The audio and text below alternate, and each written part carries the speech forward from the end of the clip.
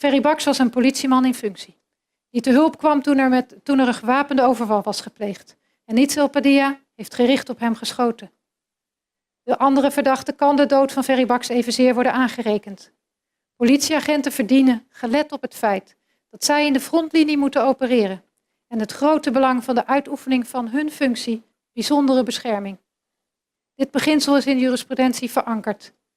Ferry Baks kan deze bescherming niet meer geboden worden, maar zijn collega's wel. Ter algehele preventie en ter vergelding dient er met de hoogte van de straf een sterk signaal te worden afgegeven richting de samenleving, richting de nabestaanden en aan ieder die beroepsmatig zijn leven in de waagschaal legt ter bescherming van andermans lijf en goed. In de inleiding heb ik uitgebreid stilgestaan bij het gevaar van vuurwapens en bij de onomkeerbare gevolgen van het gebruik daarvan. De aanwezigheid van vuurwapens op een eiland als Bonaire levert niet alleen een concreet gevaar op, maar ook een voortdurend gevoel van onveiligheid bij de bevolking. En ook mensensmokkel is een ernstig strafbaar feit. Het is strafbaar gesteld omdat de samenleving erbij gebaat is dat mensen niet ongecontroleerd een land in en uit kunnen reizen.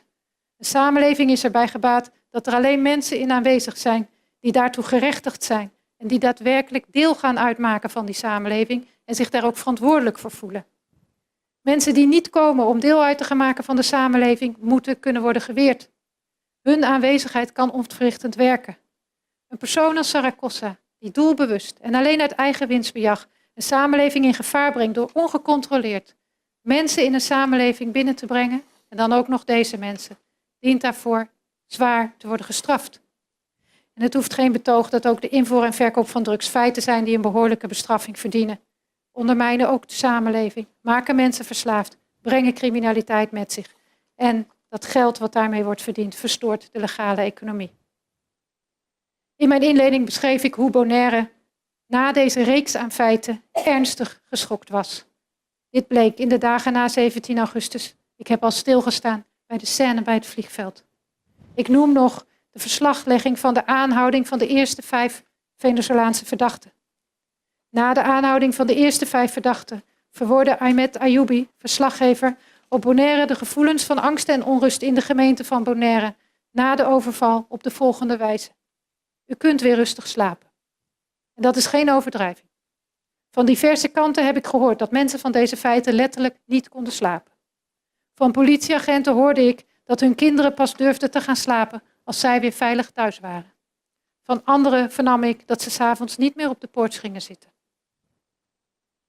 Al deze strafbare feiten, ogenschijnlijk enkel uit financieel gewin gepleegd, alle gemaakte slachtoffers, waaronder politieagent Ferry Baks, alle gevoelens van onveiligheid, ze vragen wel degelijk om via de bestraffing een voorbeeld te stellen. Ze vragen ook om bescherming van de maatschappij tegen deze verdachten, die voorafgaand en tijdens het plegen van de feiten geen enkele boodschap hadden aan de belangen van de maatschappij. Kortom, ze vragen om zware gevangenisstraffen.